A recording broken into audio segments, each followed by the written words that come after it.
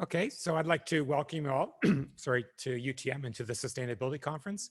My name is Kent Boer, and I have the honor of being the Vice Principal Research here at UTM, and I'll be the Master of Ceremonies for this morning's session. So I'm actually a physicist, but I study climate change, and so to me, sustainability has always been an important kind of question that comes after the sort of research that I do. And so I'm really, really happy that, that we have this conference here. And it's my pleasure to introduce three leaders at UTM who have been very focused on sustainability. The first is Professor Anne-Marie Danier, who's a professor of geography and urban planning here at U of T, and she's also the vice principal academic and dean here at UTM. So Anne-Marie has a PhD from Harvard, and her research is sort of involving how social networks have relevance to planning issues, especially in Southeast Asia. And clearly that work, sustainability is a key component to that. Here at UTM, Anne-Marie has been a really, really strong advocate of making this campus a more sustainable environment, both in the physical side and also on the academic side. So she's been instrumental, for instance, in our new academic plan. So sustainability is a cornerstone of that, and it'll essentially be one of the lenses through which all the planning at UTM will be done. So it's my honor then to introduce Anne-Marie.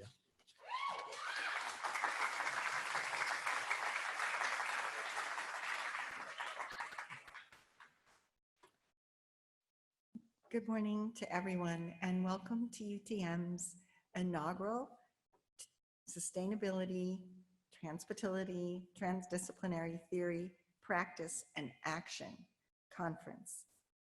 As we begin, I wish to acknowledge this land on which the University of Toronto operates. For thousands of years, it has been the traditional land of the Huron-Wendat, the Seneca, and most recently the Mississaugas of the Credit River. Today, this meeting place is still the home to many Indigenous people from across Turtle Island, and we are grateful to have the opportunity to work on this land. Because of our access to this land, we can host this wonderful conference. Sustainability writ large is one of the most significant challenges that we as a civilization are facing. No single academic discipline, organization, corporation, city, or country can achieve sustainability alone, and we all have a role to play along the planet's path towards sustainability.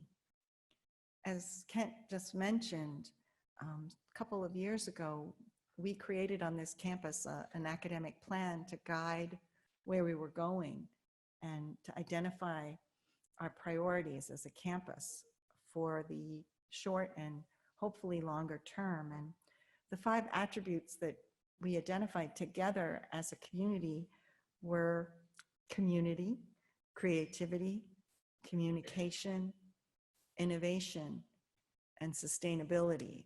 And what I think is really interesting about that list when I look back on it is how really all the other 4 values or identities are part of creating a sustainable place.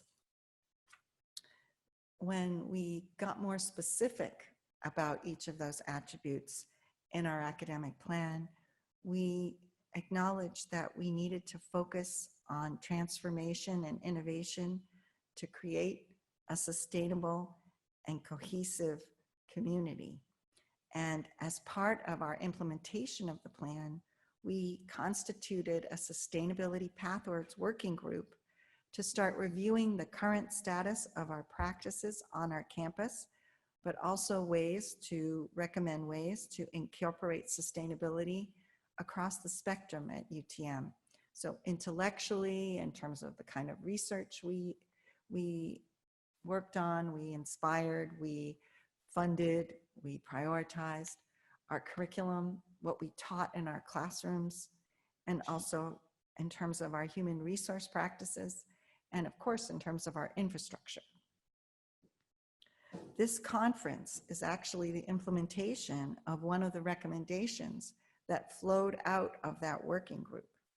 Building upon UTM's excellence and diversity in terms of research, we recognize that the campus and the institution are extremely well positioned to develop sustainability-specific, transdisciplinary, both theoretical and applied, information and knowledge, and that a conference, perhaps a regular conference, that showcased this would be vital in creating a holistic and integrative approach to making UTM more sustainable. As a university with a global presence, UPM has already started to implement academic initiatives at both the undergraduate and graduate level to integrate sustainability into our curriculum. But we recognize that the environmental challenges facing the planet can't be solved by one campus or three campuses, and that we really need to engage in collaboration across all areas of research and all parts of the world. It's not just a technical challenge to achieve sustainability, but we need to engage in scientific, political, cultural, economic, and social aspects as well. So while we are doing our part, and really compared to where we were even 5 years ago, we're doing a lot more. There's a great deal of room for improvement. We have to do much more to foster a culture that fully embraces sustainability and is integrated into our core practices. As such, UTM is about to embark, and most people don't know this yet, so you guys are getting a warning before anybody else, into a comprehensive strategic sustainability planning process.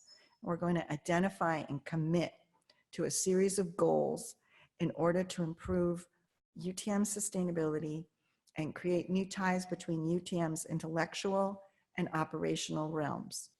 By committing to a sustainability plan, we will be taking a major step toward putting our principles into practice and establishing this campus as a leader in sustainability. I hope that over the next 3 days, your discussions and the knowledge that's shared at this conference can help strengthen our community's resolve and inspire our actions on our path towards sustainability. On this dark and cool morning, we look forward to having you all shed some light on our path towards a more sustainable future. So welcome and enjoy yourselves and start shining that light.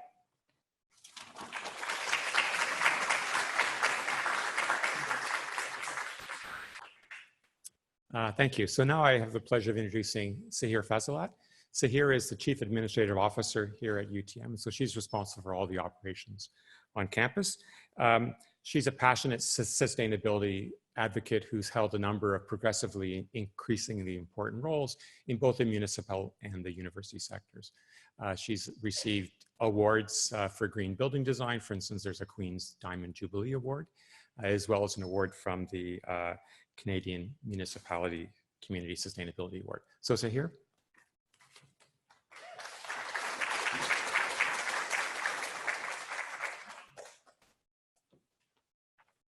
Thanks, Ken, for the generous introduction. Good morning, faculty, staff, students, guests.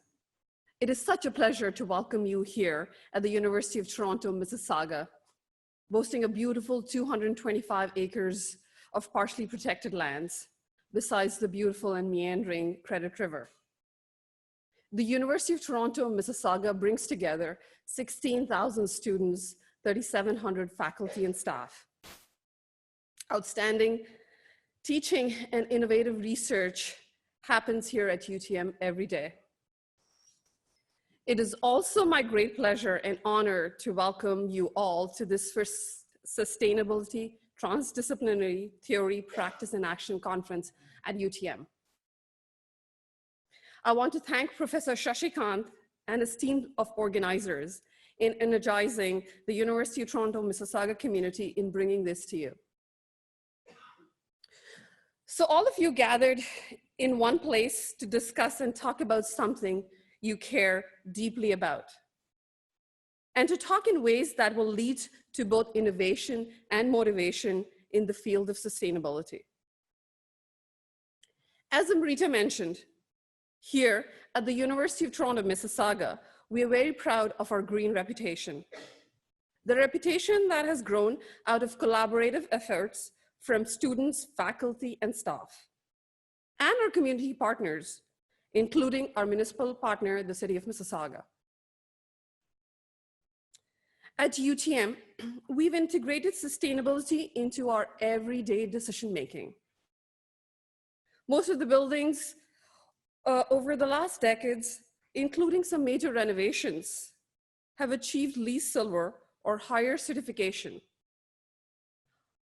Our campus sustainability has grown along with the growth in the student population. Because we've grown substantially over the last decade, we have built a number of buildings and we continue to build. All the upcoming buildings have aspirations of achieving similar or higher LEED targets. We're looking forward to breaking ground for our new science building. The science building will house our wet research labs and the Center for Medicinal Chemistry.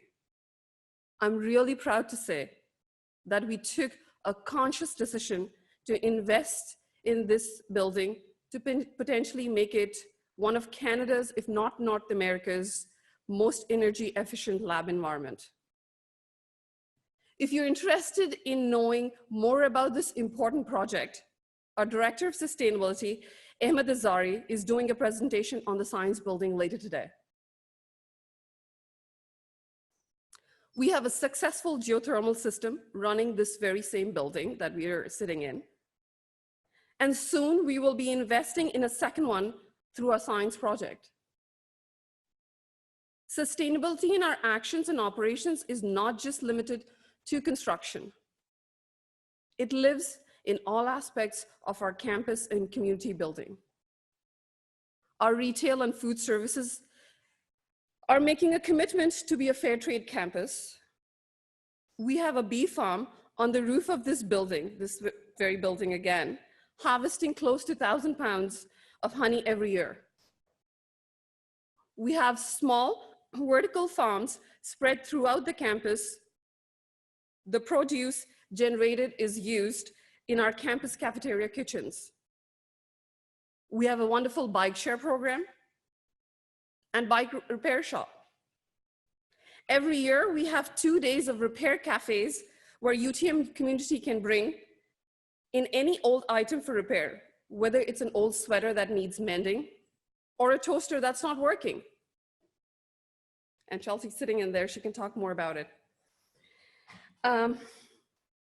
We are also using thin technology to reduce our technological footprint.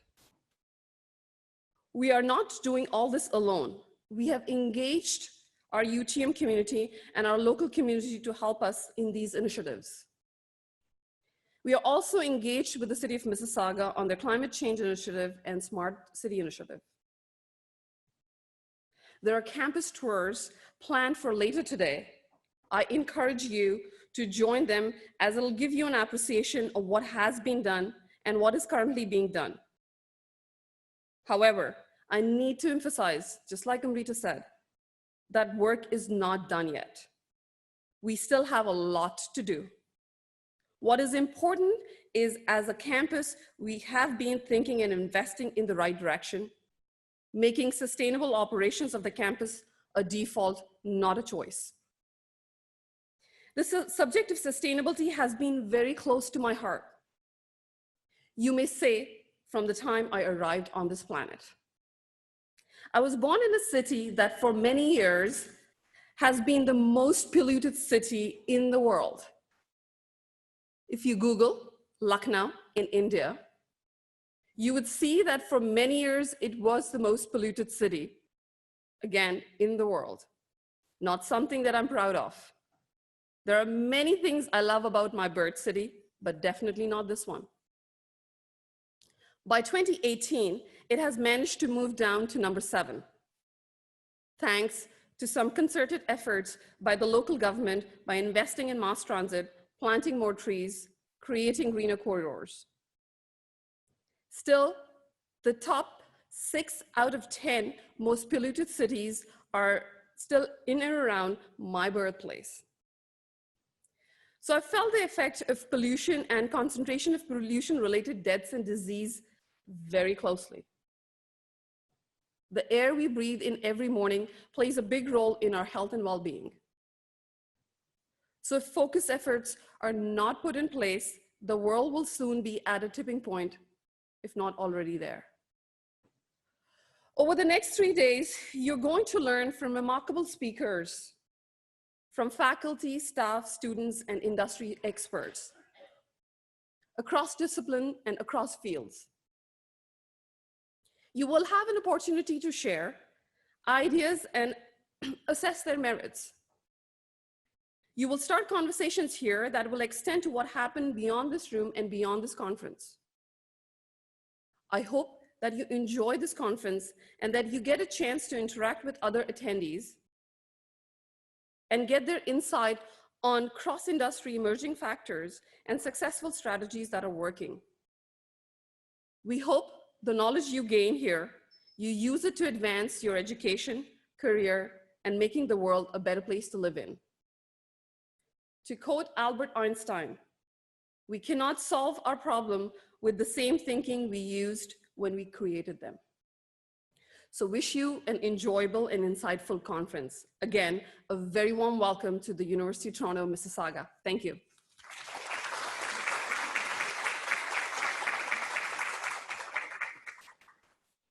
Thank you, Sahir. So now it's my pleasure to introduce Sashi Kant. Sashi is a professor of forest resource economics here at the University of Toronto, and he's the director of the Master of Science in Sustainability Management program, which is a very unique master's program here at UTM. So Sashi's research is focused on sort of extending the economics of the forest beyond merely looking at timber. He's the editor-in-chief of a book series called Sustainability, Economics, and Natural Resources. And also he's the chair of the organizing committee for this conference. So Sashi.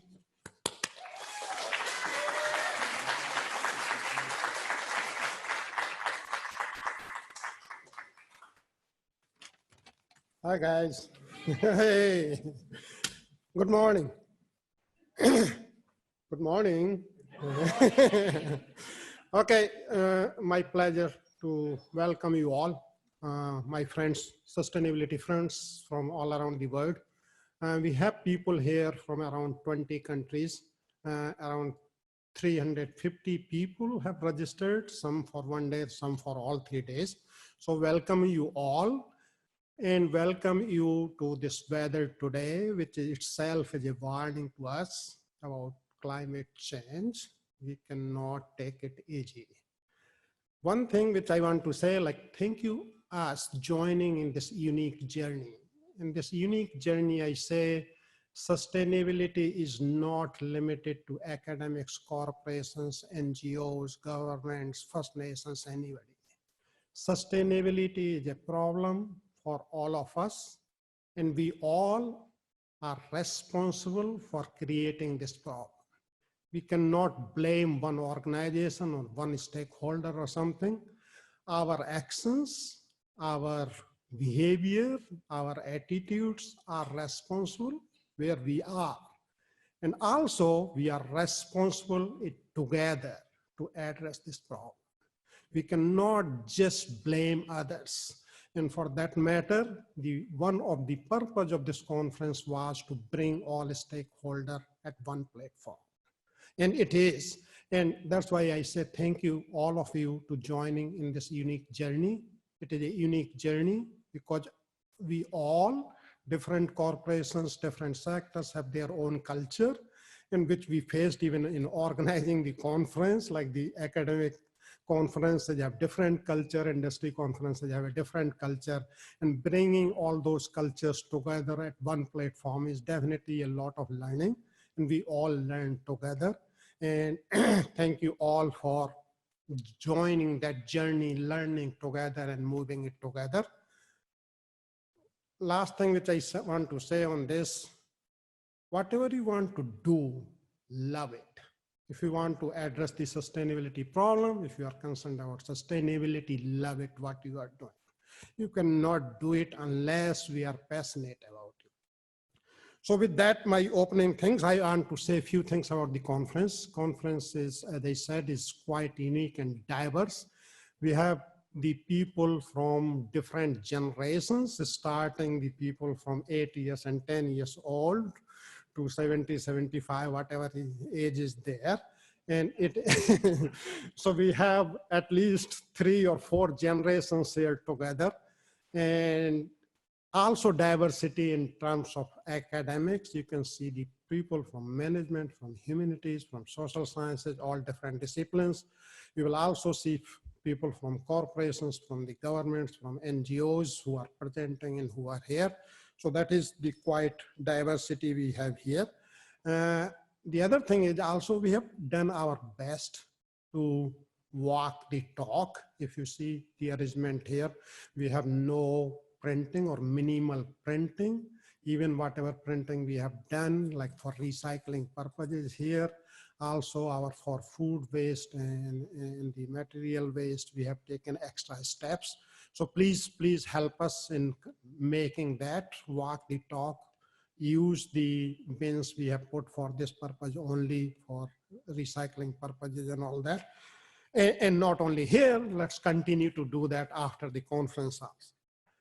The last thing, I have to thank many people for organizing and helping us organize this conference, conceptualizing the organization of the conference, starting obviously the administration here, Dean's office and the principal's office and CEO's office. Then also the other thing you will see, we don't have any sponsors for this conference. And that is the intentional, it is not by product. Because whenever you have the sponsors, then most of the time that bring positive and negative things with that sponsors, who the sponsors are. We have partners, we have many partners in this conference. So we want to thank all those partners in terms of helping us in organizing this conference. Also, we have organizing committee, which we started almost more than a year back, and we met so many times. So all the members of the organizations committee, and also we also have a students committee because we wanted to bring the students on board in terms of the organization of this conference. So thank you for all the members of the students committee. And then you will see all these green shirt people here. And they are our volunteers. They are mostly the students from UTM. Yeah, you can clap them. No.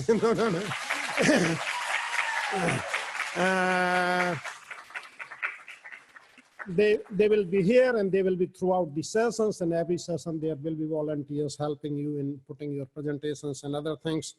And that is not volunteers, that is the future generation of sustainability people. So thank you for their efforts. Also, thank you for, as Amrita mentioned, there was a special advisory group for Dean on sustainability, which identified 5 pillars of sustainability at UTM campus, which include the academic programs, the research, the community engagement, and the student engagement, and operations. And the long-term objective or the goal of this sustainability effort is to develop sustainability culture at UTM. And this conference is definitely part of that. So thank you for that group also. Thanks for all IME staff, and also some special thanks for some special people. Carol, Ryan, Claire, Rosemary, Suminto, Steve. And as you know, I did not take one name, which is very, very special thanks. Without her, none of you could have been here. And you know her more than you know me or something. And that person is Diana.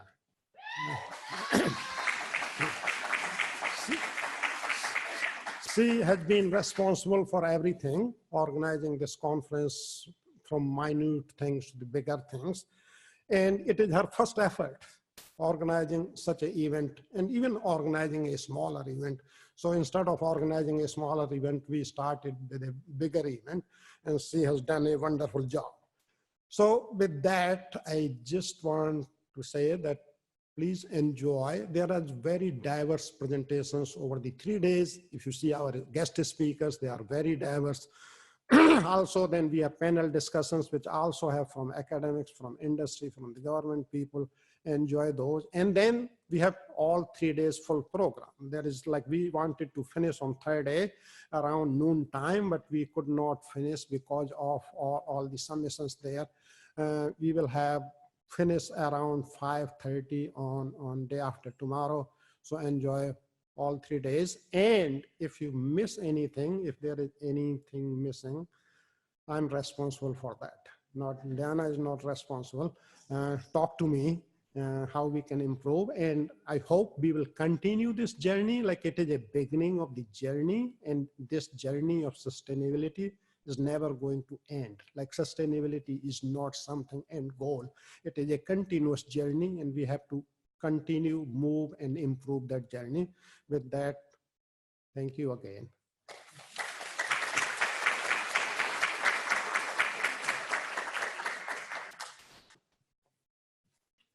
Thank you, Sashi.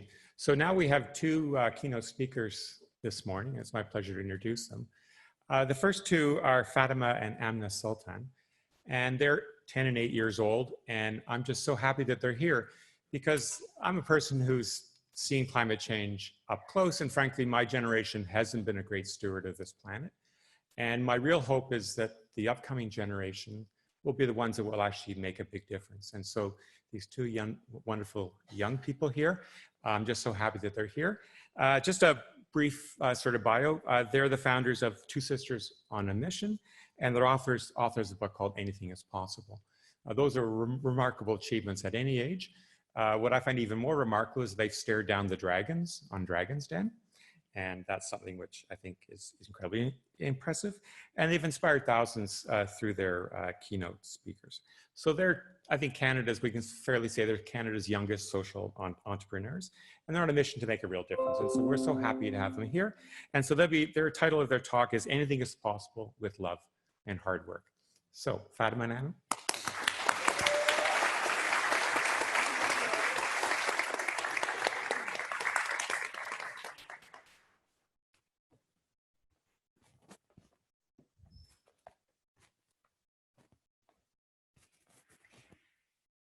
Hi, my name is Fatima. And my name is Amna. When we take the stage around the world, many people have the same reaction just like yours.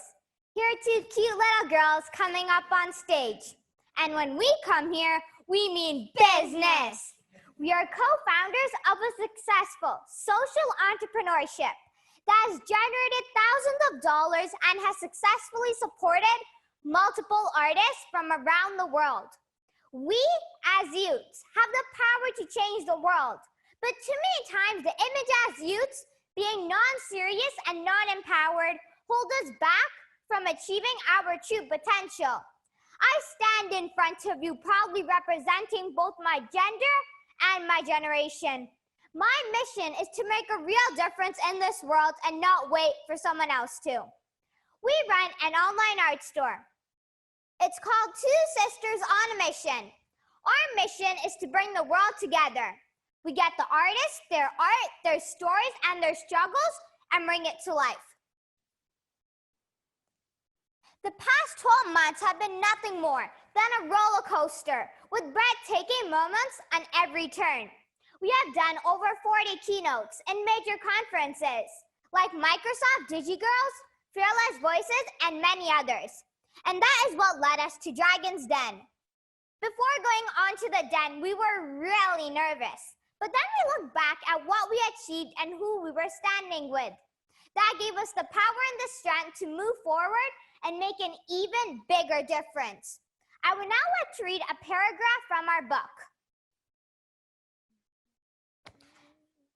This book is actually not about any of our accomplishments, as we truly believe we are two very ordinary kids.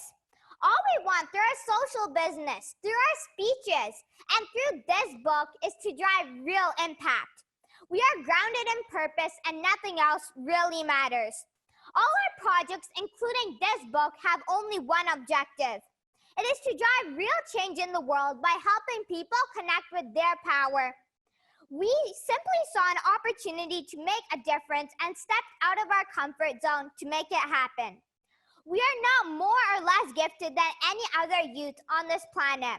We believe that every person has the potential to make a difference if they connect with their power, their purpose, and their unique abilities, and keep those people in their mind who need their help.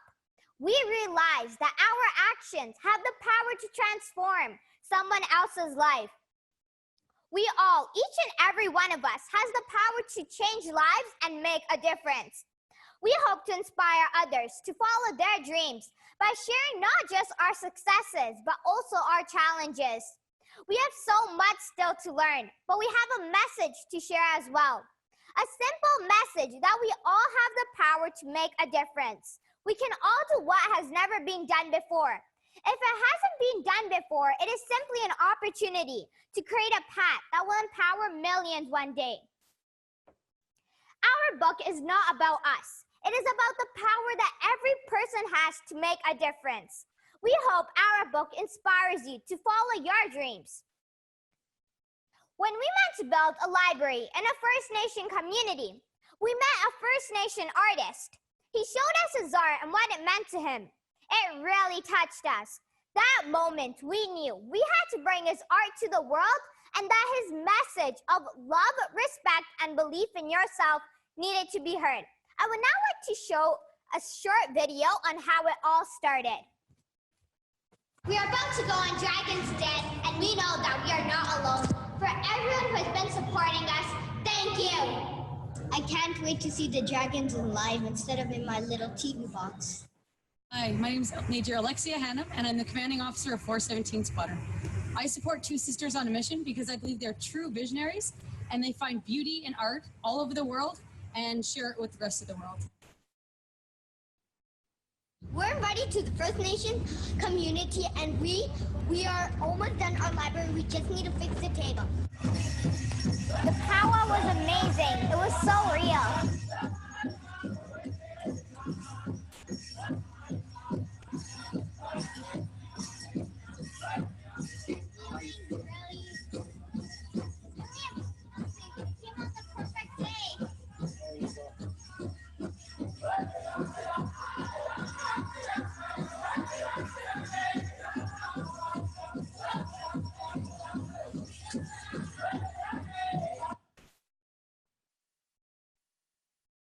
This is our First Nation artist. His name is Jason.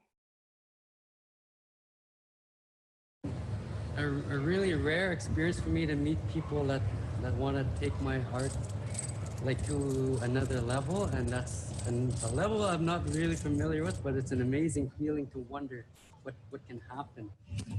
I'm very impressed by your art, and I want to know what they meant to you. So what does this one mean to you? Oh, it's a wolf and a lady. Oh my God, I can see that. And there's a bear and an eagle. Oh, that is so beautiful. And how are you feeling? This is when Jason came to Toronto.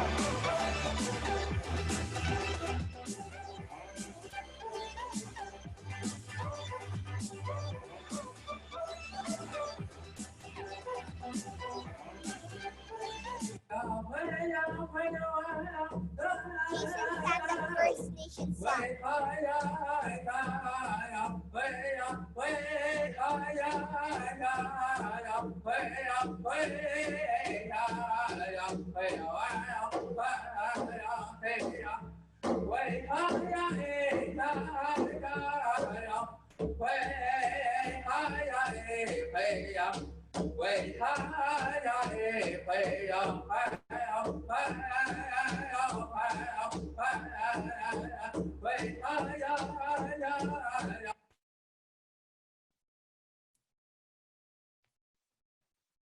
Then we went to build a library in Mexico. I saw amazing kids just like me, but did not have the same opportunities I did. I was wondering, why isn't someone helping these children? In Dominican Republic, we stopped at an art store. The art store wasn't too big. I then spot a scooter in the corner of the art store and hear bangings on the wall. I then realized that room Was the artist's art store, his garage, and his house with 4 people living in it. Yet again, I was wondering, why isn't someone helping this person? It then hit me. I had gotten my answer right that moment. I realized that someone was me. I realized that someone is also you. Why are we waiting for others to make the difference? We should make the difference ourselves. And that is how it all started. We have created everything ourselves, from the website to the logo to the business cards. As you can see in our logo, our personalities are reflected in it. I'm in the green and I'm all over the place, and my sister is a focused one. This is Mentors Who Inspire Us. This is a painting painted by Jason Fobister. It's called Stand Strong, Little One. The older and wiser bison is telling the young bison, stand strong, little one. It is for those that came before you and those that will come after you. As you can see, there are bisons in the clouds. And the young bison is standing on behalf of all those that came before it and will pave a path for millions to go on. Major Alexia is one of our role models. She has this way of lifting us up, from sending us pictures from her helicopter to small gestures like sending us helicopter-shaped candies and badges. We have to say, one of our favorite gifts that she gave us is the red and yellow helicopter that she flies to save people. Well, when you want to change the world, you must have a good business model, and that's where my sister comes in, the sales girl. When we were invited to University of Toronto to set up a booth, people appreciated what we did, but passed by without getting a print. Then the CEO of a big company in Canada comes up to our booth and says, can you explain me a few of the paintings? A few minutes later, I asked him a question. Do you like our business? He replied, yes. And I'm like, do you really like it? He replied, yes, again. Then that's the moment when I made the ask, then get a print. That moment he gave me money and bought a print. He then says, this is what I tell all entrepreneurs to do, to make the ask. He then goes up to my sister and says, can I hire you? Sorry, I run my own business. Another one of our favorite paintings is called Learning. It was inspired by Vice Principal and the sacrifices educators make for their students. This gentleman just loved teaching kids. The tree in the painting represents the selfless role models, and no one can crush it because its roots are strong. As you can see, there's a book in front of the tree. Half of the book is written, and the other half will continue. As the mentor keeps on inspiring more people, together, the rest of their life will continue, and the story goes on. We are extremely happy to say that Dr. Uli is one of our mentors. He is with us every step of the way, and the IMI department supports us too, like Donna, Heather, Lynette, Rosemary, and many others, and also Dr. Shashi. And we're extremely happy for them to be a part of our journey. What if I tell you I stand here on behalf of Jason, who brings our First Nation culture to life? What if I tell you I stand here on behalf of Daviel, who paints for the blind? What if I tell you I stand here on behalf of Yusmani, who paints in his washroom because it's the only well-lit room in his entire house? What if I tell you I stand here on behalf of Bonchu, who paints with one hand and has lumps in her legs? What if I tell you I stand here on behalf of all the boys and girls, our artists, for everyone who is trying to follow their dreams, but told over and over and over again that they're somehow not enough because they don't have this or because they don't have that? Well, our message is simple. You are enough. You have everything you need to be successful. All you have to do is start following your dreams with a full potential. The planet and its people need our help. I remember myself sitting one day thinking, when is the perfect time to make a difference? Would the perfect time be at the end of elementary school? But there's middle school after that. Would the perfect time be at the end of middle school? But there's high school after that. Would the perfect time be at the end of high school? But there's university after that. Would the perfect time be at the end of university? But there's a line we have to wait in to get our first job. Would the perfect time be when we get our first job? But we have to work several years to become experienced. So no matter how old or young you are, you can make a difference. As my dad always says, there's never a perfect time to follow your dreams, but today is perfect enough to start. We are extremely happy to say that our Dragon's Den episode is airing on 24th October, 9 p.m. Who wants to see a sneak preview? My name is Fatima, and my name is Amna. We are the co-founders of Two Sisters on a Mission. Two Sisters on a Mission is an online art store that helps spiritual artists all around the world. We get the artists, their art, their stories, and their struggles and bring it to life. So what I think social enterprise means is to have a business that makes a difference in this world and inspires people to go after their dreams and to know that they are the change the world needs. I think Two Sisters on a Mission is a social enterprise because we are giving voices to the artists that are left out, and we give those artists a voice so their art can actually go around the world and they can make their community proud. Additional funding from Good Spark would mean a lot to Two Sisters on a Mission. If Two Sisters on a Mission was selected by Good Spark, it would give us more opportunities to meet different youth and we would be able to get more artists. We have a unique brand and people believe in us because we believe in our mission and we want to drive real change and we are doing this with full passion.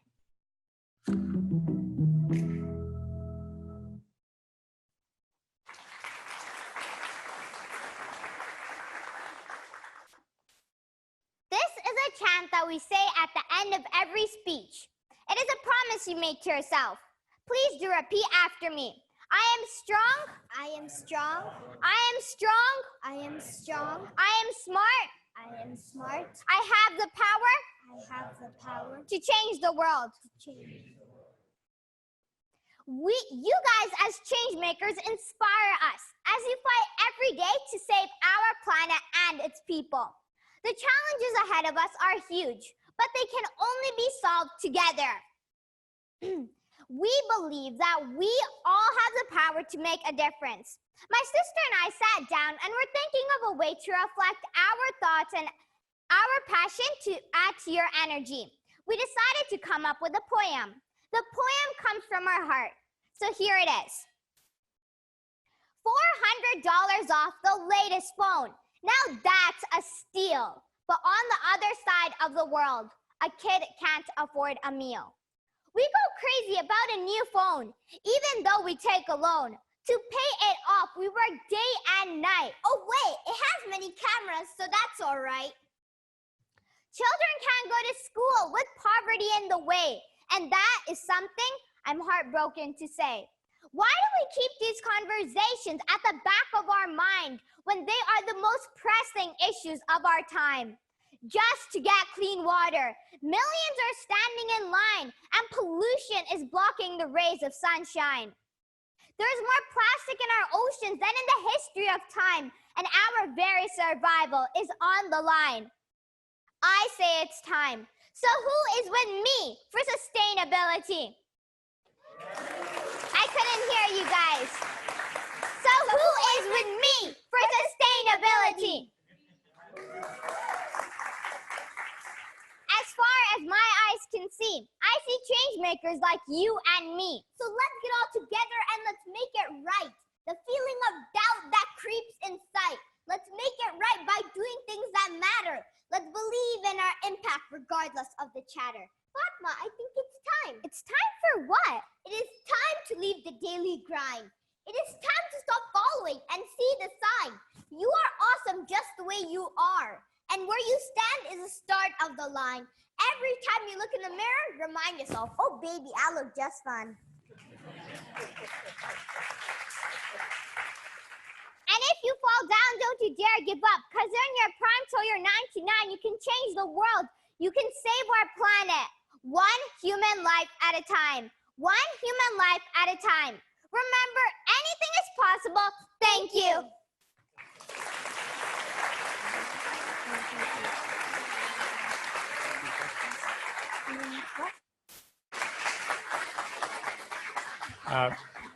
Thank you very much. There's time for if you guys could stay for just a second, if there's any questions from the audience.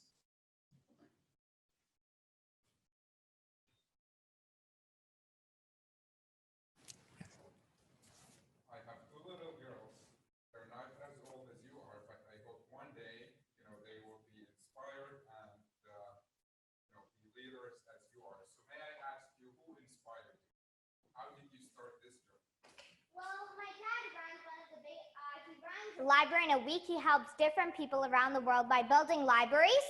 And he also runs the largest youth employment empowerment event in Canada.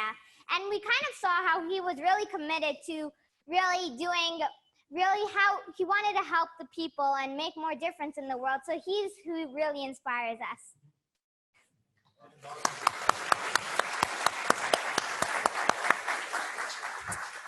Any other questions?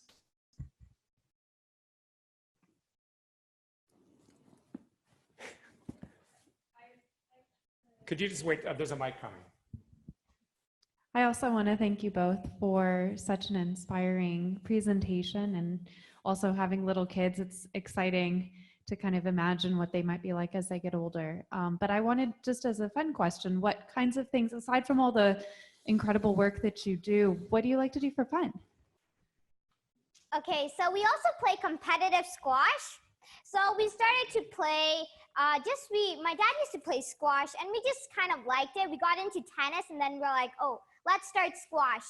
And we're extremely happy to say that we are representing Canada in the US Open.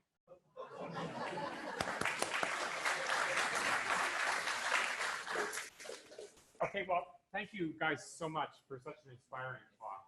It really does kind of, warm my heart to know that, you guys are doing this. And so here's a small token of our appreciation. Thank you so much. Thank you. I don't envy our next speaker. But it's my pleasure to introduce John Holmberg. So John is a professor of physical resource theory, and he holds Sweden's first chair, UNESCO chair in education for sustainable development. I was happy to know that John's background is in physics, like mine, and like many physicists, he's gone on to apply his expertise in a variety of diverse fields. In his case, it's looking at sustainability. So his current research focuses on sustainability transitions, and he is the founder of Chalmers University's Initiative for Innovation and Sustainability Transitions. And so John is going to speak to us today on leading universities towards a sustainable future, cruise mode. John?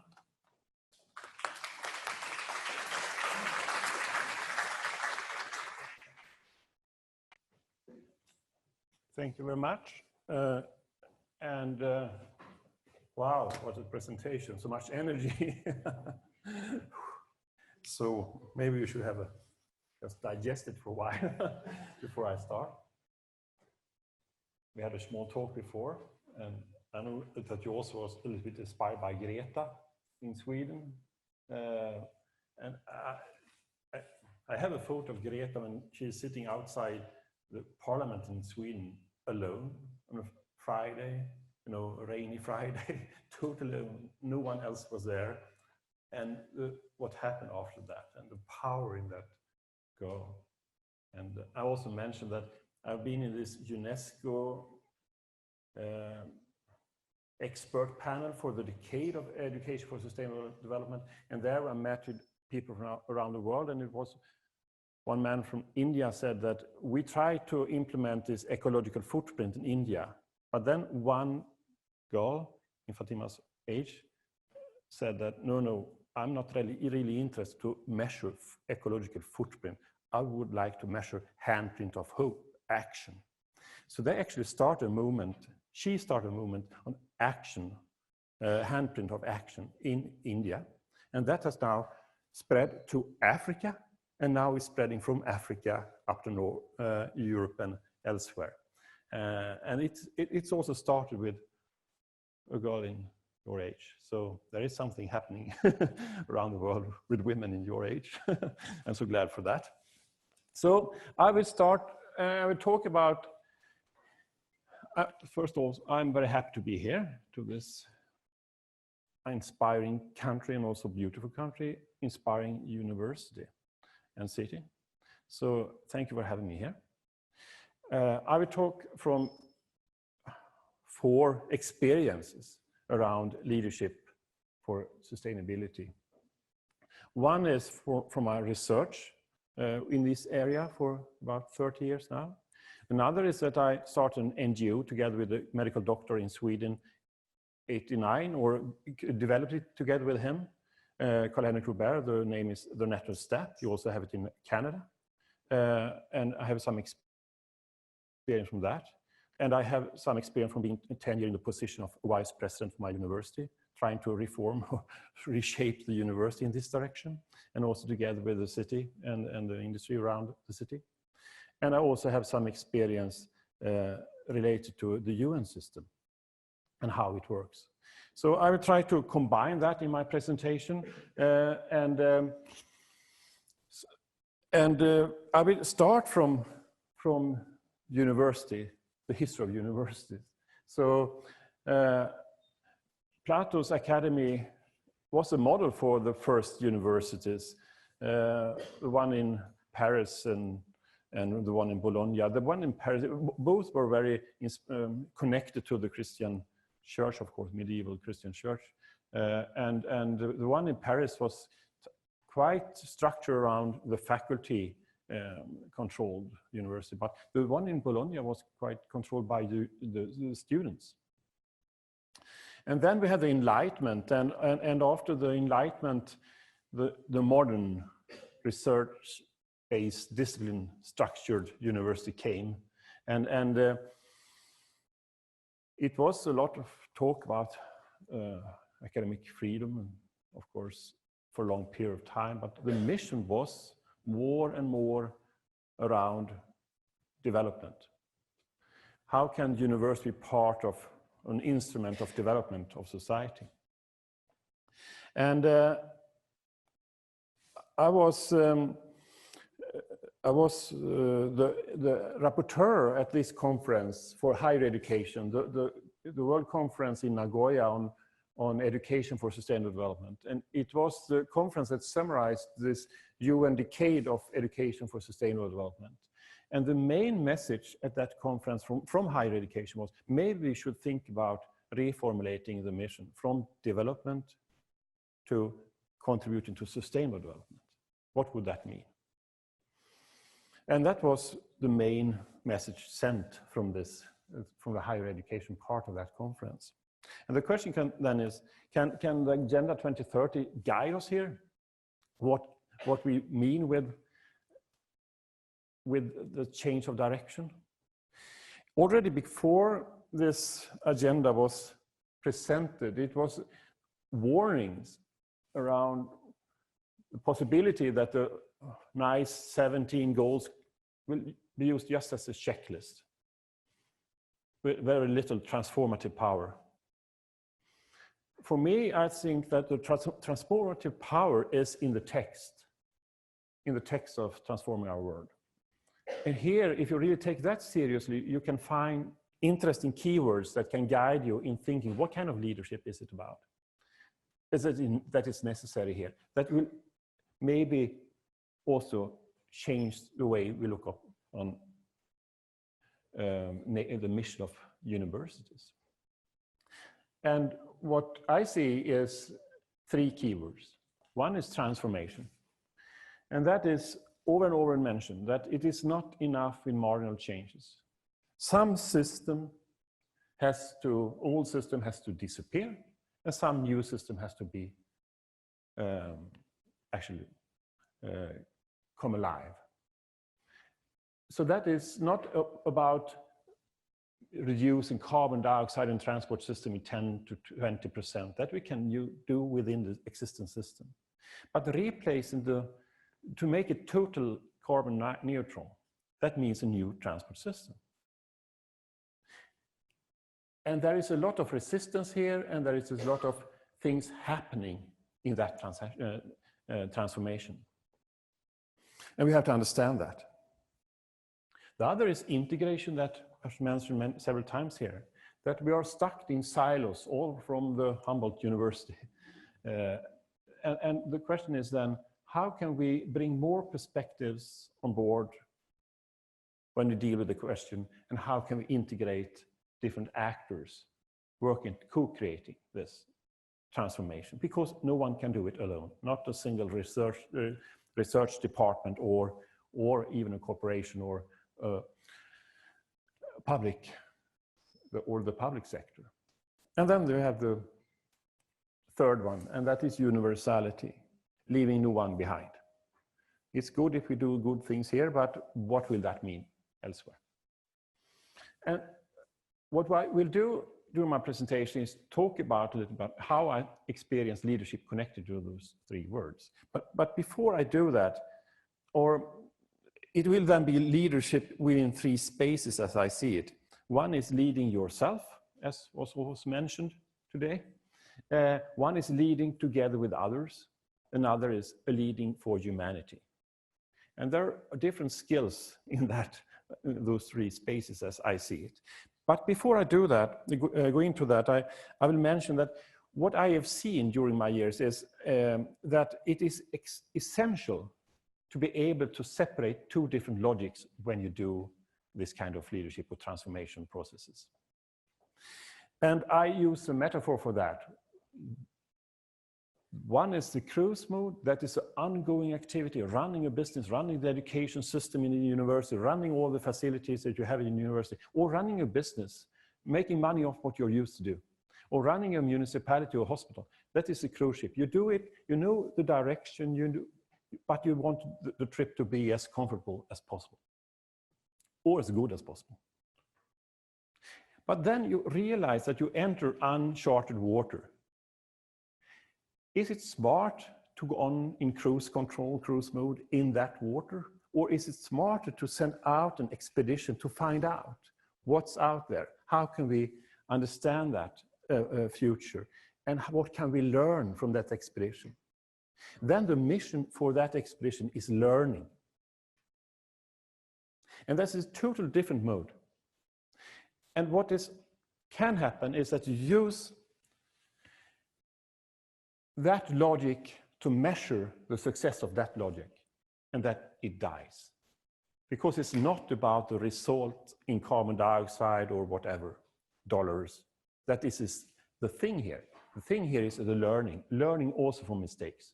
So you have to realize that it is a different mode. But it's also possible that that mode is so interesting for the group being part of that expedition, so it just sails away. Do not inform back to the cruise ship to inform and make the change, the big changes that is necessary. So for me, this has been more and more important to think about. So here in the cruise mode, current structure, routines, budget frames are very important because they provide support. But here they hinder. And here it is about optimizing, refining existing system. But here it's about thinking beyond existing system. That is the idea. And here it's about goal, target, steering, controlling. Here it's about put up some guiding principles. And then create trust, autonomy, flexibility, create space for new initiative. How can you create that space within new ideas in your educational system in university?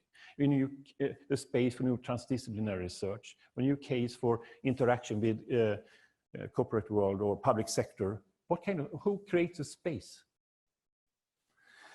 And then here it's about measuring and following up. Here it's the main idea is to minimize risk and maximize learning. So here is learning is in the center, but not at least from mistakes. If you don't dare to make mistakes, you're not on an expedition. And here's the organization is in the center, where leadership is very much about decision making. And that is important in the cruise ship. But here, it's about putting the question that is of interest in the center. And invite relevant actors and organization to explore and co-create around that. And the leadership is more about facilitating. And do we train people at university to be good facilitators in these kind of processes? And what kind of academic career is that? Do we have to think in a different way? And if the question is in between organizations, between university, city, and the private sector, who will create that space? Here is about problem solving often, and solution implementation. Take something you don't want away, but here it's about more creating what you really desire, that we have heard about. And that is another energy in that, as you saw, to really make something that you really want and care about happen. And that is also some other thing. So what I'm saying here is that it is important to understand when are we here? What kind of task should we deal with this logic? And what kind of tasks should we deal with that logic? And then to make them play together. So one thing is to understand the difference, and another is to make them really fertilize each other. And this, as many of you are familiar with management, and in corporate world, it's very much about making money on today's project, preparing for the future market. For example, diesel and gasoline cars, and prepare for electric cars. So my hometown is where Volvo is built. And of course, they have to prepare for the future market. But if that new thing is totally integrated in the old, it dies, because the old structure, culture is so, strong.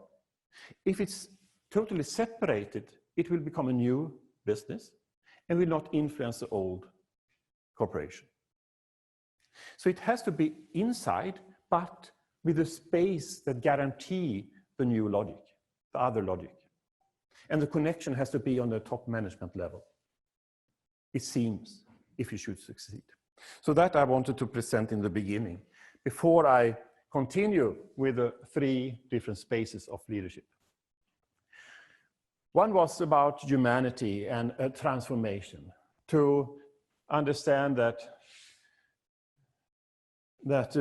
we have to make quite big changes. And we also understand that what we have is quite, we have done it before before we go into it. Of course, this has happened before, big transitions in society. So when we went from agriculture to industrial society, it actually happened quite quick, as you know. In London, 1900, or New York or Toronto, you couldn't spot a single car. But they were already there, 1885. But the name was horseless carriage, because they couldn't imagine something that moved that was not connected to a horse. So it was, that was the name. And then we had Henry Ford, 1908. And he said that when he created this car, that if I had asked people, they would wanted stronger and faster horses. So we were not prepared for this. But 1920, you couldn't spot a single horse in Toronto, New York, London, or Cape Town. So it happened very, very quick, this transformation. Now we are into a new transformation, into something that is more sustainable. And it's already happening. All the disruptive technology is coming one after another.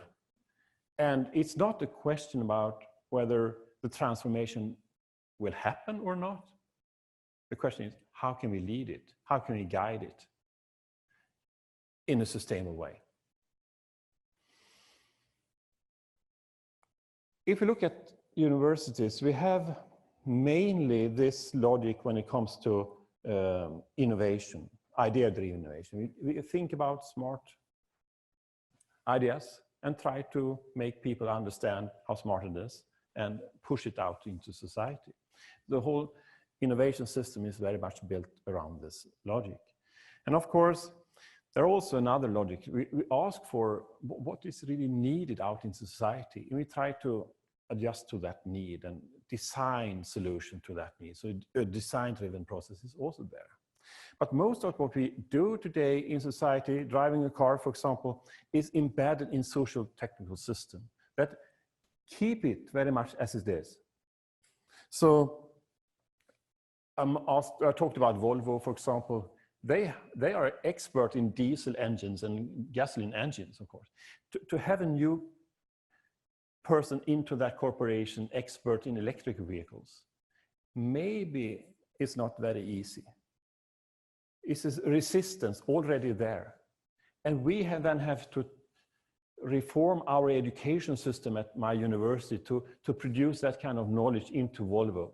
So delay mechanism. And so already here in knowledge, we have resistance. And then of course, in the technology itself and infrastructure, we're not able to charge the vehicles everywhere and in a good way yet. And the market, we don't know how to get paid for electricity for people owning a electric car, living in a multi-dwelling building, parking in different places. So how do we make that model work? And of course, laws and policies, culture and norms, everything, keep it very much as it is, the old structure.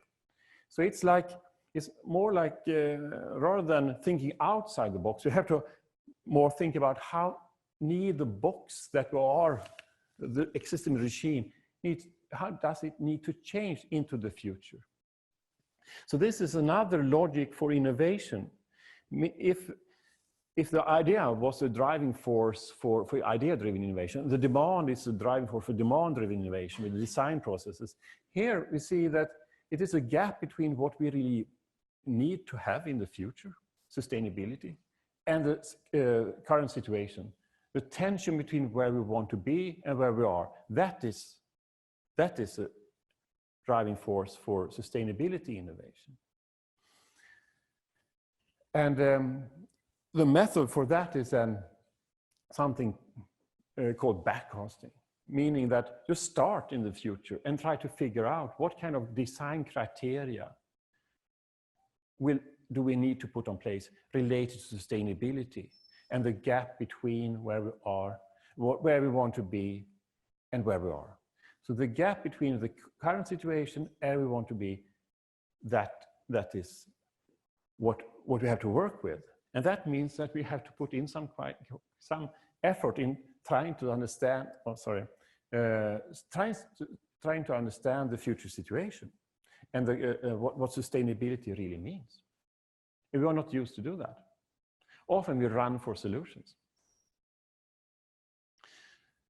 So one part of this leadership is very much about staying here in the question and really figuring out why. And then, of course, the next step is about understanding the current situation. Also the niches, those things bubbling already today that can be important for the future, and the trends that can influence digitalization and other trends that can influence and support this transformation. The next step is then to identify the leverage points between where we are and where we want to be.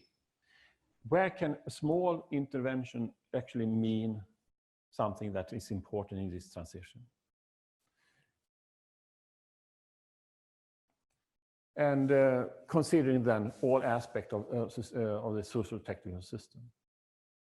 And the fourth is experimentation and really action based on in those leverage points. If we look into the future and try to talk about sustainability, often it is a very that is where we started this natural step. Try to support that kind of discussion. Doesn't mean that we have an answer, but we should at least figure out how can we broaden the discussion so we don't only consider one aspect of sustainability. And the first mention of sustainability in Brundtland Commission was about human needs. To guarantee human needs today without compromising abilities for future generations. It's about well-being today and well-being in the future, meeting human needs. The question is then,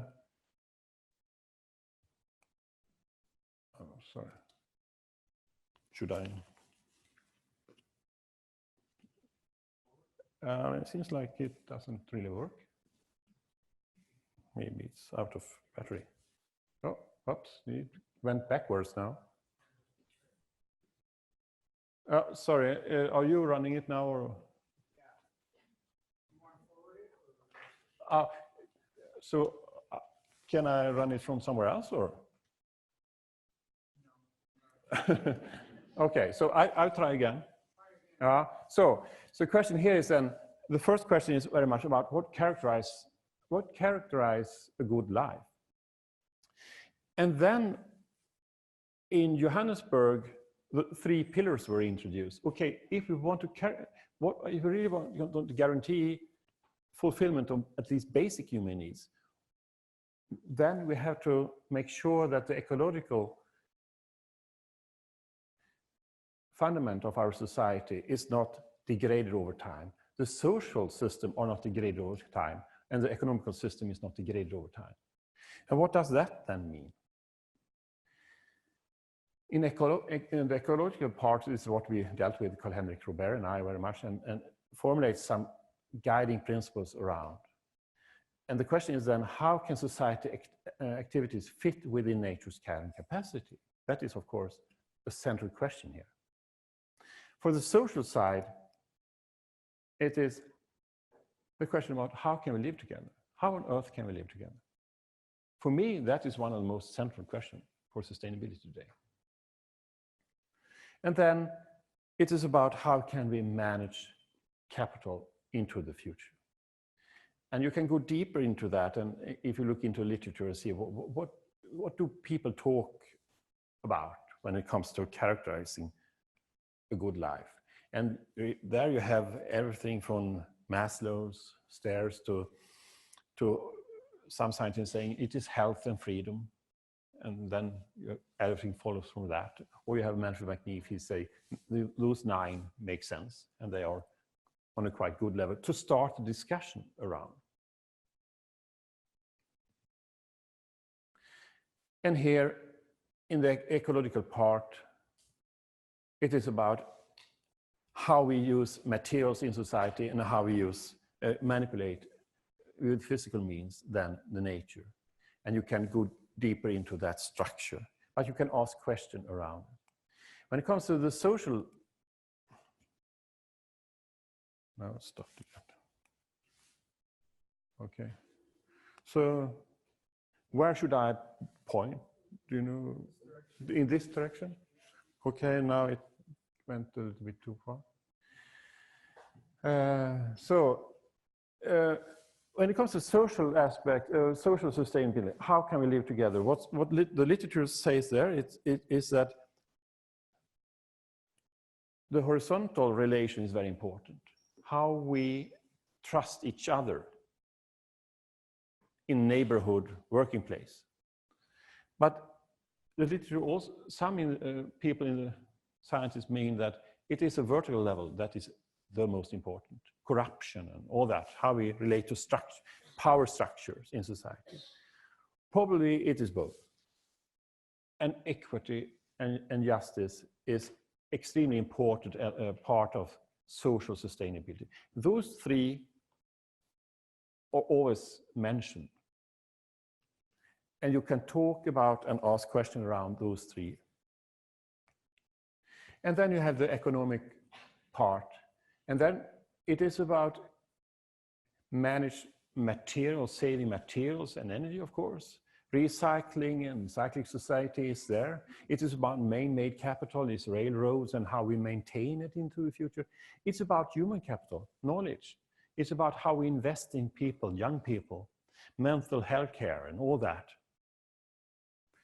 And then we have financial capital. So here there is a set of questions that can be asked about that sustainable future in all activity. And based on those, it's possible to formulate some guiding principle for the activity, for the question that is in the center. And if you're able to stay there long enough, you're able to actually formulate guiding principles. And what is important with guiding principles here, and that is that this is actually not easy, it's very difficult, but it's so important if you want to have transformation. Because if you don't have guiding principles, you don't have any direction. You don't have a shared understanding where to go. But that is not enough. It is a combination that is strong. So Mahatma Gandhi, for example, his whole book was about experimentation, salt marsh, everything was about experimentation, testing. But never once without relating to the guiding principle. Equal right, no violence. They were always present.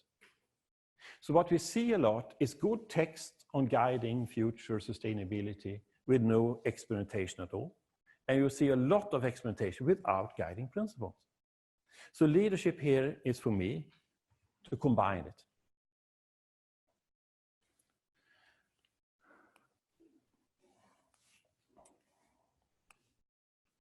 Okay, so can you push it one step forward? So Martin Luther King, he said, I have a dream. He didn't say, I have a nightmare. So if you can formulate it in a positive way, I think it creates a lot of more power. And how do you solve a big problem? Make it bigger. That is the answer here. What you're used to since the modern university is if you have a problem, you divide it into pieces and try to solve it. The first step here is, okay, why do we have the problem? And how does the big picture look like? And we're not used to going in that direction. It takes time. We want to run for solution. So a lot of the leadership here necessary is to go in that direction. Hey, patient, hold your horses. Stay with the question. What will be the guiding principles? What is actually, because maybe we solved the wrong problem or cause more problems when we solve it. So that was about humanity and leadership for transformation, what I have experienced, what I see. The next is about co-creation. How can we work together? How can we actually create things together? And it seems like trust is extremely important. If we have trust, we dare to even make mistakes together. We dare to collaborate. Trust is created by listening and trying to understand each other. There is an investment in listening to create trust that creates collaboration and creativity. And there have been studies on university on this. The most creative universities or places, department in university that have the most creativity, also the department that have a lot of trust. Because there you dare to make mistakes. If you have tribes within fighting each other within a department, it is really, really bad for creativity. The research says. But, okay, so if you don't have trust, if there's lack of trust, you don't really invest in listening, then now things happen here without me using it. So, wrong direction. I was in this one more back. Thank you. Stop there for a while. So,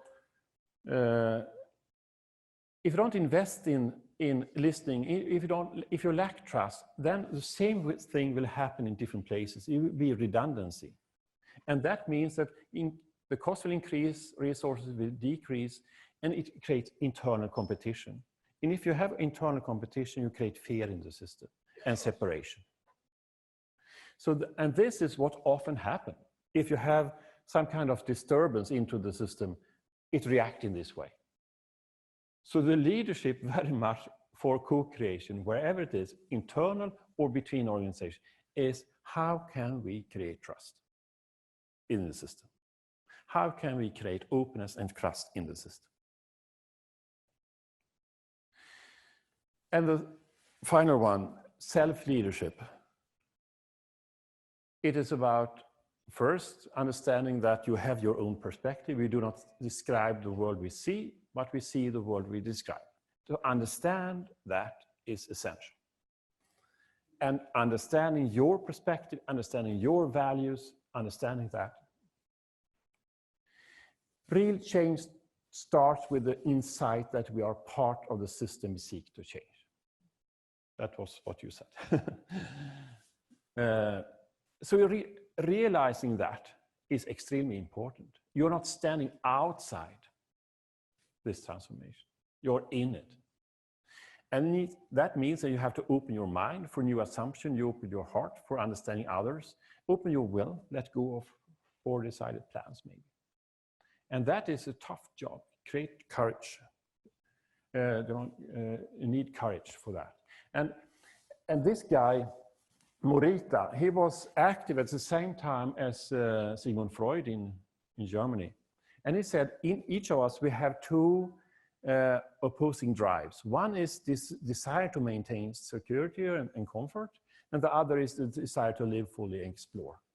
And you see it in a little child, you know, go out in loops to explore and then run back to mom and dad to, you know, pull up, trying some security and comfort again. And then a new loop of exploration. And that is also for a teenager, you see, particularly more stronger there. And then you're much more, you know, I manage this myself and then I'm very, very, you know. So it's, the amplitude is higher in my experience. But that doesn't stop. Of course, we have it all the way until we die. But the working places that we are in are mainly built around this. And the whole school system, I would say, is do not make mistakes. Search for comfort. And do not risk to go in that field, because then you will be smashed on your finger and it is not good for you. And a lot of the system in working places today keep people here. And it's not good for either the person or the company. So in order to move in that direction, we have to help each other to create those spaces. And how can we create spaces that make more people dare to move in that direction, to be in that space? That is, first of all, you have to understand that you have those two opposing forces within you. So, to sum up this part, begin with the desirable future, stay in the why question. Understand that we are stuck in the system we need to change. It is socio-technical systems. Create space for change. That is not easy. Who can create the spaces? All relevant perspectives from start. The question in the center, and invite relevant actors around the question. Then collaboration is natural. Not a lot of boring beating. But if you have really thought about the question, and the question is good, then it is attractive for people, the right people, to come and take part of the collaboration. And the meeting may become meaningful.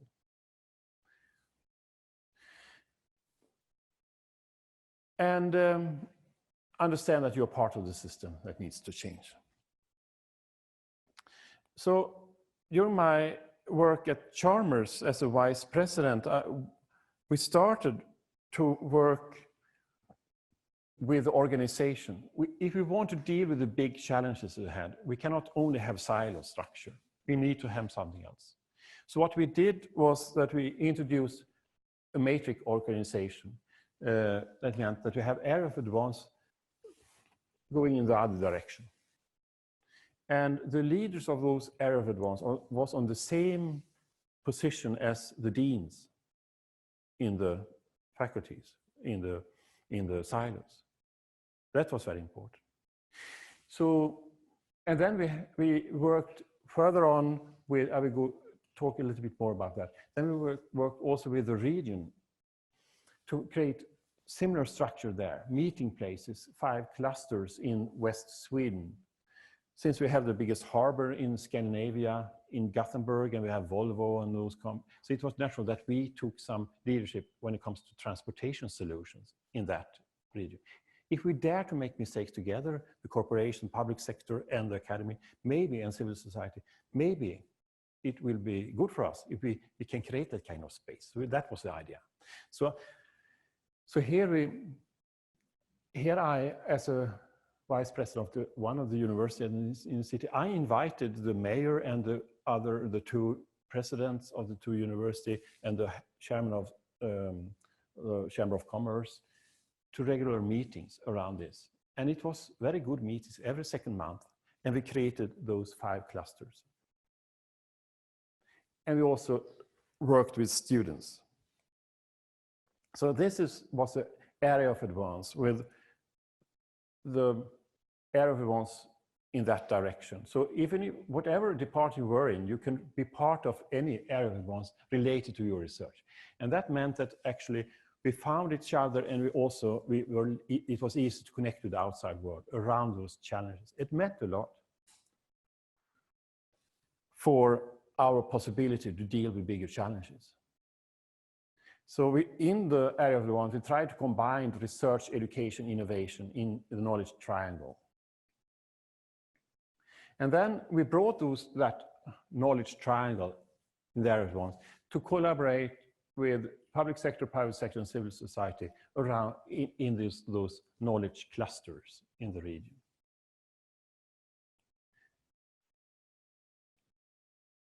And this worked very well on the highest level with the mayor and president of universities and the CEOs, because they share the same words or thoughts about the future of the West Sweden. But then when we started to work with the clusters, things happened. And that was that it was not enough of trust within actors in the system. So if the municipality of Gothenburg started to work with a thing that was very closely related with the work of Chamber of Commerce, it saw it as something that could support each other, but rather that is not invested here. I have that threatened my job maybe, and it didn't work.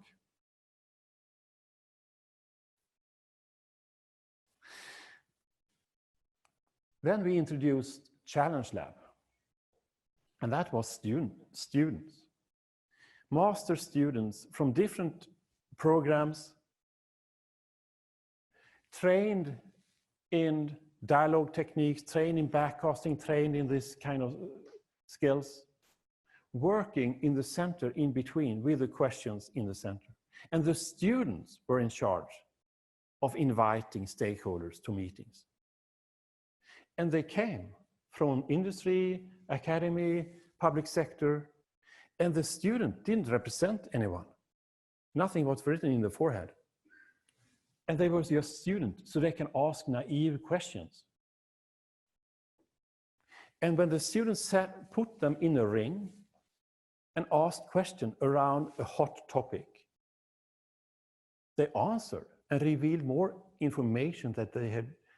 Often they said, maybe I said too much, those people invited to the room. So the students were actually able to create trust in the system and to create information sharing between stakeholders.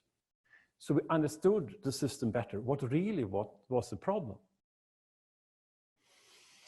So that model, to having the students in the center and equip them with a course and then a lab, master's thesis lab, to work with stakeholders with real problem, also was really appreciated by the students. They learned a lot from each other and by doing this. And they took actually ownership, and they have their unique role to do that. And we as teachers were more facilitators than, telling them what to do.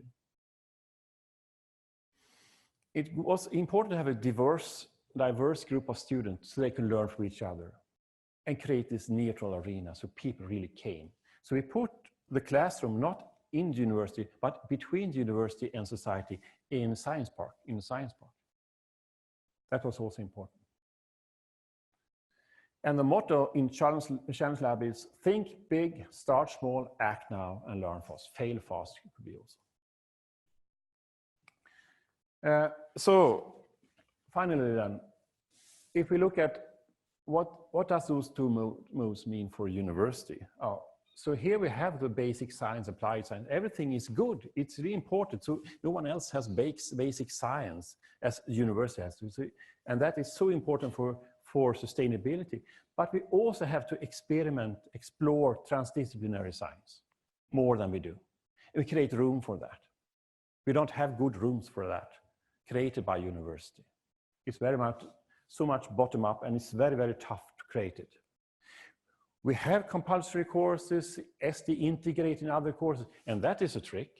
When we worked with that at Chalmers, I tried to go out there and try to tell professors that sustainable development is important, but they didn't listen.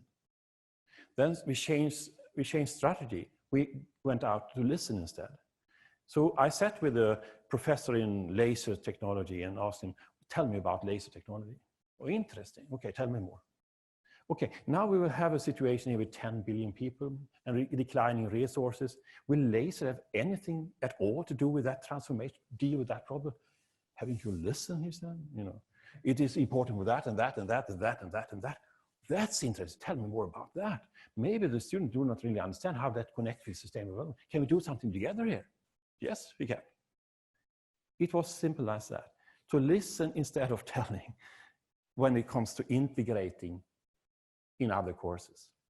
But we also need to have a real world case with society, this kind of exploration, I think, in the future university, more like Challenge Lab. And utilization of research and idea-driven innovation, we're used to that, but creating space for this kind of system innovation together with other stakeholders, how do we do that? Managing energy and material flows on campus, extremely important to make it as good as possible, but also to use the campus as a living lab, to test new ideas, to dare to make mistakes on campus in different ways. Vision and strategies, of course, but you can also be very active organization for divesting and working with other organizations, of course. So, but not instead of, but this mutual learning. So do that activities in order to inform the cruise mode, I would say. And this goes also back all the way to Cusanus from 1400. He talked about ratio as one way of knowing the world, categorizing and measuring the world. The other is intellectus, and that is to be on the border of not knowing. To get the inspiration, intuition, and feelings around things that can inform you in which direction you should go next in your research and what you want to do. And now very much has been pressed into ratios. You almost know what kind of result you should deliver after you finish your research before you started. And how can we open up for this part more in the university and maybe in exploration mode? So if you're in cruise mode, and the strength here is it's very supportive. If it is too much support mode, it is pedantic and controlling. You have to balance it with expedition, exploring and learning. If it is too much of expedition, it is disconnected from reality. So instead of having this situation, someone is using the pointer. That is the reason why this doesn't work. So don't use a pointer because then this doesn't work. So thanks. Instead of ending up here, disconnect the expedition with a pedantic and controlling cruise mode. We want to be here, supporting cruise mode with exploring and learning, maximize learning and minimize risk. And this is a good motto, I think. I never lose, either I win or I learn from this model. So, thank you.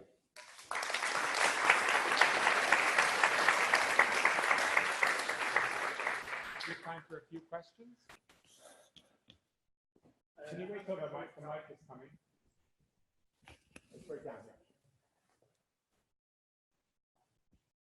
Thank you very much. Okay, first comment. Human needs are not exogenous to the system.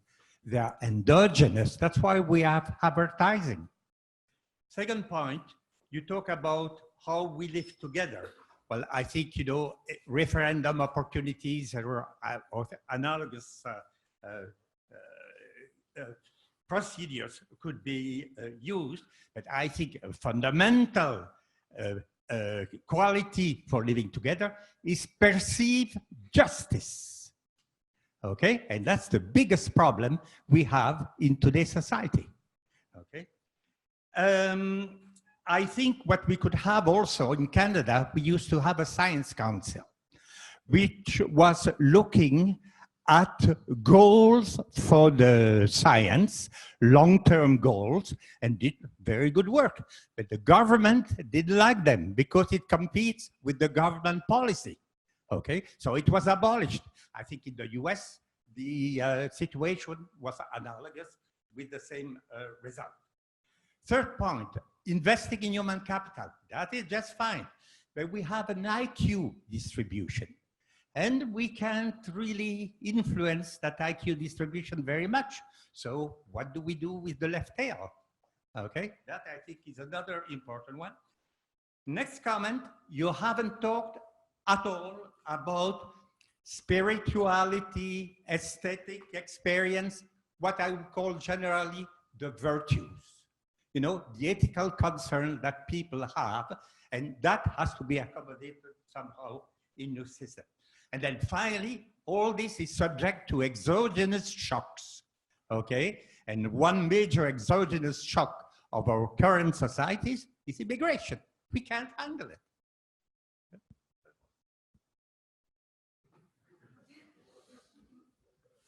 Yes, thank you. So a lot of what you said, I agree with. When it comes to justice, I totally agree. And I also had it on the slide, I think. And when it comes to human capital, I also agree. How do we really consider about mental health care, for example, and people that do not really fit in school and all that. So that is a huge, huge capital that we do not really, we have to have other strategies to, I think, to be able to do that, handle that. And when it comes to university and government, I think it will be a struggle. And it's very much up to us also, because we cannot be in this ivory tower and talking to society. We have to more talk with society if we want to be listened at, I think. Government has to let us talk. Yeah, but we can find ways to talk in other ways, maybe. Maybe I think you're right. We should blame the government, but we also have to do our own homework and be smart in doing that. It's my thoughts about it. Yeah. One more question. Yeah. Well, I'm Parul from India, and I'm from psychology background, so I could just relate to each and everything whatever you're talking about, and I'm deeply impressed with that. I was just curious about certain real life challenges which you actually faced while implementation of this whole exploratory model, in particularly may not be exactly the cruise model, which is a bit traditional in nature. Yeah. So the struggles, there are so many. Okay. Because there's so much power in the cruise mode. So just to create a space for exploration, Challenge Lab wouldn't be created if I wasn't the vice president at university at that time. Because the educational structure at the university is so extremely rigid. So it's extremely difficult to change. And here we have to be better, I think. And so that is a struggle in itself. Then it is a struggle to identify and put time really around what is the question we should. So really devote time for formulate that question, because that is the attractor for the whole exploration. So if you don't invest in understanding and defining that question, it will not be as good as it can be. And then invite around that question. And then the next, as I see it, really hard thing is to make people stay in the question, to really stay there long enough so we get a direction for the whole journey. Because so many are there just to run for their solution and then talk about their.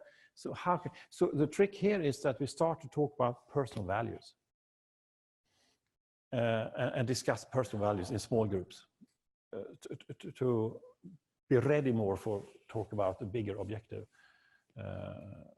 or system. So there are different, but actually Johan Larsson here, he will present more in depth the Challenge Lab, different tools and what we have learned there. 16:30. Yeah. So if you want to learn more about that specific, then we can attend that seminar. Yeah. I think we're kind of running behind time, so we got to stop it here. So I'd like to thank you very much for a very interesting talk. Yes. Thank you. And